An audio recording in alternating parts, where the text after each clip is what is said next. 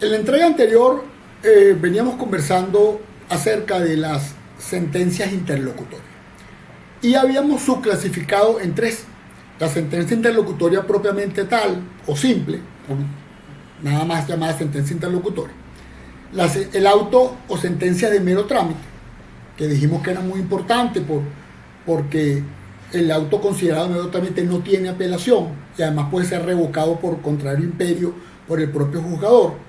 No advertimos en ese momento y agregamos acá que las otras sentencias interlocutorias no pueden ser tan fácilmente revocadas, porque puede ser que hayan causado estado o hayan causado un derecho a favor de una de las partes, o ya se haya avanzado, y no todas las sentencias interlocutorias en principio deberían ser objeto de revocatoria, y esa nueva sentencia revocatoria pudiera ser objeto también de apelación.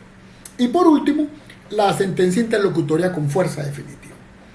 Decíamos que estas sentencias interlocutorias con fuerza definitiva son aquellas que pueden ser dictadas en cualquier etapa procesal a lo largo del proceso, pero que ponen fin al juicio, pero no resuelven sobre el fondo o mérito de la controversia, no resuelven la pretensión.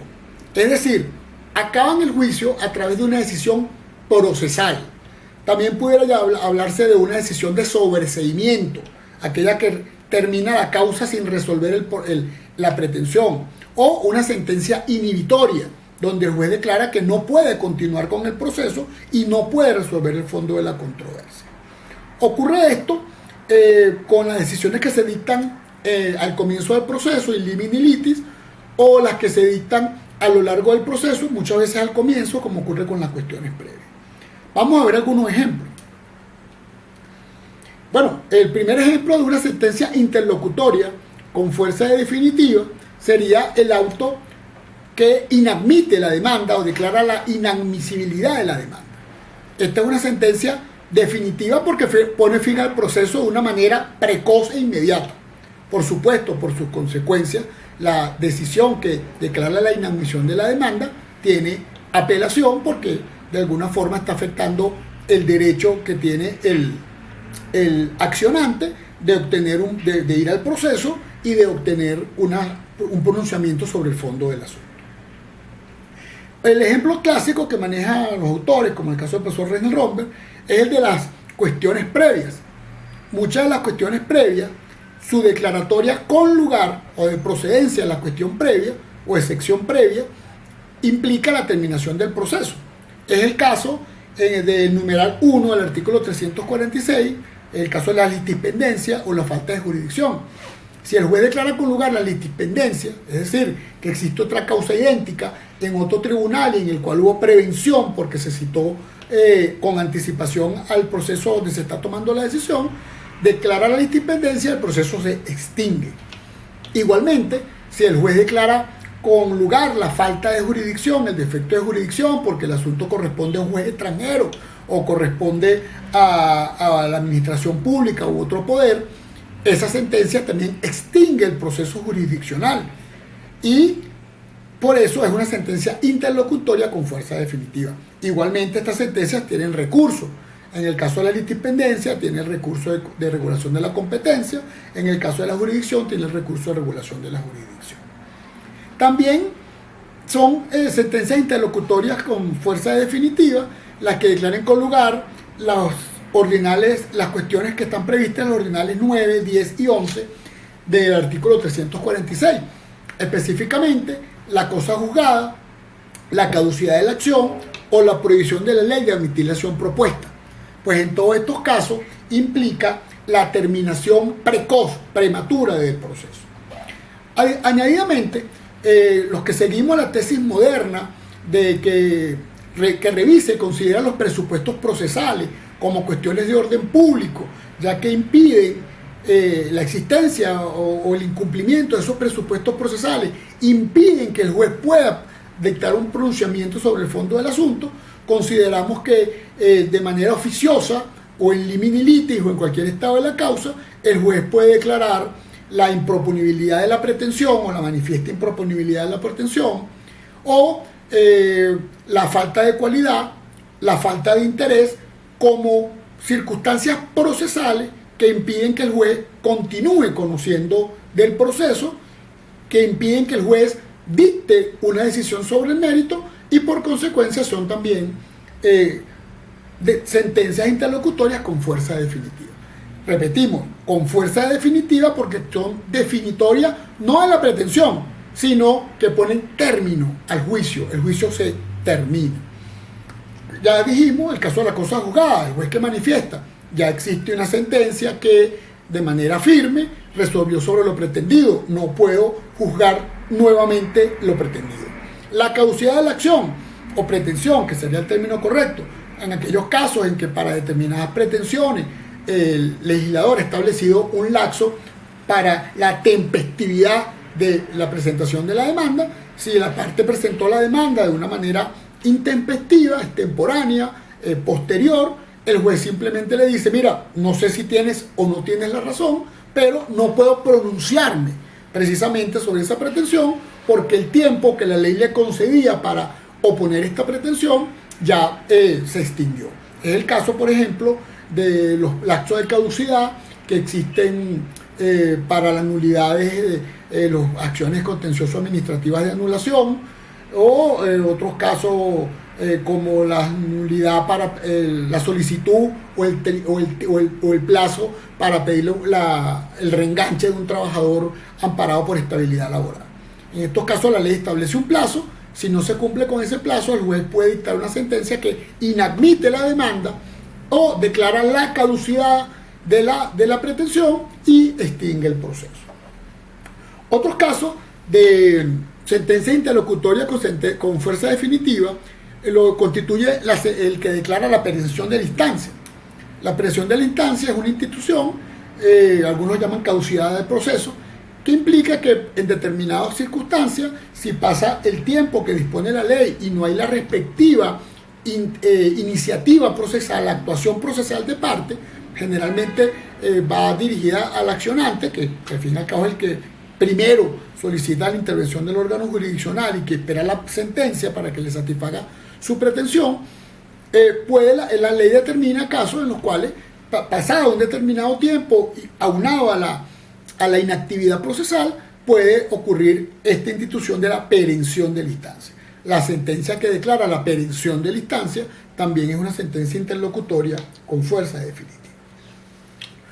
Una tercera categoría de sentencia, además de la sentencia definitiva y la sentencia interlocutoria con fuerza definitiva, y los tres tipos de sentencia interlocutoria que hemos visto, es la sentencia de reposición. Esta es posiblemente la posición contraria o el otro extremo de la sentencia interlocutoria con fuerza definitiva. La sentencia de reposición es aquella sentencia que es dictada, puede ser dictada en cualquier momento, aclaremos esto. Una sentencia de reposición puede ser una sentencia interlocutoria, pero también es posible que al momento de dictarse la sentencia definitiva, el juez observe que existe un vicio procesal y en vez de resolver el fondo del asunto, diga, no, debemos reponer la causa, devolver la causa, porque aquí hay un vicio que anula los actos posteriores del proceso y que debe ser corregido, y las partes tienen derecho a volver a retomar el proceso desde el momento en que se ocurrió ese vicio. Esta sentencia definitiva es definitiva formal porque es el momento de dictar la sentencia, pero en realidad no es una sentencia definitiva, porque no resuelve el fondo de la controversia, sino que es una sentencia que ordena la reposición. Imagínense que incluso puede darse en segunda instancia, o incluso puede darse en casación. Puede ser que la casación determine que hubo una indefensión en la primera instancia porque no se notificó correctamente la continuación del proceso para evacuar unas pruebas, y entonces anula la sentencia de segunda instancia, anula la sentencia de primera instancia y ordena la reposición hasta la etapa procesal que considere pertinente. Esa es una sentencia que se dicta en el momento de la definitiva, pero que por el contrario no es definitiva, sino que es una sentencia que ordena la reposición. Una peculiaridad de esta sentencia de reposición es que cuando es dictada por segunda instancia, es la única sentencia de que no resuelve la controversia y que puede ser objeto de casación de forma inmediata. Y en ese caso el vicio de casación se denomina reposición mal decretada. Es decir, que si se dicta en segunda instancia, esté tal trascendencia, porque el juez, en vez de resolver el fondo, lo que hace es reponer. Y la casación ha considerado que si esa sentencia está errada, se viola el debido proceso, porque el derecho a la celeridad y el derecho a obtener una providencia judicial que resuelva la controversia, y por eso ha admitido la casación contra esa sentencia, que repito, es el único caso donde se permite la casación contra una sentencia que no pone fin al juicio, digamos la excepción. Tenemos entonces la sentencia definitiva, la sentencia interlocutoria y la sentencia de reposición. Esta sentencia de reposición pueden verla en los artículos 245, 288 y 289. Allí mismo podrán ver los recursos que caben o que corresponden contra cada una de estas categorías de sentencia. También, dependiendo del tipo de sentencia, la apelación será oída solamente en el efecto devolutivo, es decir, la revisión, o puede ser también oída en el efecto suspensivo, es decir, que se suspende la ejecución de lo decidido hasta tanto se resuelva el recurso. Otra clasificación de la sentencia, y que está íntimamente vinculado con las pretensiones, es la que subdivide o clasifica la sentencia en sentencias declarativas, sentencias de condena, sentencias constitutivas y sentencias dispositivas. La sentencia declarativa o mero declarativa, bueno, es la que corresponde a las pretensiones que tienen el mismo nombre y se fundamenta en el artículo 16 del Código de Procedimiento Civil. Esta sentencia declarativa, bueno, lo primero que tenemos que decir es que toda sentencia definitiva es declarativa, porque siempre la finalidad de la sentencia al resolver la pretensión es declarar. ¿Declarar qué? Declarar el derecho, determinar los hechos y declarar el derecho. Todas las sentencias son declarativas. Por eso se habla de mero declarativa o solo declarativa. Bueno, aquella que se limita a declarar la existencia o inexistencia de un derecho, de una relación jurídica o de una situación jurídica. Y como ya decíamos, son las que se corresponden con las pretensiones declarativas. Casos de estas pudieran ser la sentencia que declara la existencia del concubinato, por ejemplo, una unión estable de hecho. Esa es una sentencia declarativa. La sentencia de prescripción es una sentencia declarativa. Algunos consideran que es constitutiva, pero la mayoría señala que al declarar que ya la persona tiene la sentencia de prescripción adquisitiva, que al declarar que la persona ya tiene 20 años con posesión legítima o 10 años con posesión legítima y justo título, lo que está haciendo es reconocer una situación que ya existía. Pero otra sentencia declarativa, la sentencia que resuelve un deslinde, por ejemplo. Existen grandes discusiones sobre algunas sentencias que parecen declarativas pero al mismo tiempo parecen constitutivas, como sería, por ejemplo, la filiación.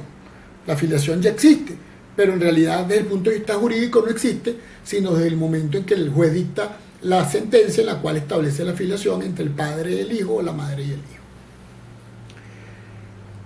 La segunda categoría de sentencia es la que se ajusta más al derecho de obligaciones, a la noción de acreedor y deudor. Son las sentencias de condena. Son aquellas cuyo contenido declara con lugar una pretensión también de condena, en la cual se ordena el cumplimiento de una prestación de dar, de hacer o de no hacer. Pague, entregue la cosa, absténgase de realizar tal acto, no perturbe, restituya la posesión o restituya la propiedad, entregue la cosa material. Estas son sentencias de o pague una cantidad de dinero o entregue la cosa vendida. Esta sentencia, por supuesto, tiene un contenido declarativo, que es quién tiene la razón, quién tiene el derecho, pero va acompañada por una condenatoria, por una prestación de dar, hacer o no hacer, que se va a incluir en la parte dispositiva de la sentencia. Por último, de las sentencias que son de derecho, la sentencia constitutiva es la que satisface o se pronuncia sobre una pretensión constitutiva. ¿Qué es una pretensión constitutiva? La que deviene de un derecho potestativo aquí hay una gran diferencia y tiene mucha relevancia para distinguir cuánto un lapso es de caducidad o de prescripción. Tiene que ver ya no con los derechos de crédito, ya no con la estructura de acreedor, de la relación jurídica típica de un acreedor y un deudor, sino de la posibilidad que tienen las personas de modificar, crear o extinguir a través del proceso una relación jurídica o una situación jurídica. Es el caso de las típicas sentencias de nulidad. La sentencia de nulidad de un acto administrativo, la sentencia de nulidad de un contrato, que el contrato existe precisamente hasta que la sentencia dice es nulo. El acto administrativo existe y es válido hasta que la sentencia dice se anula el acto administrativo. O la sentencia de divorcio.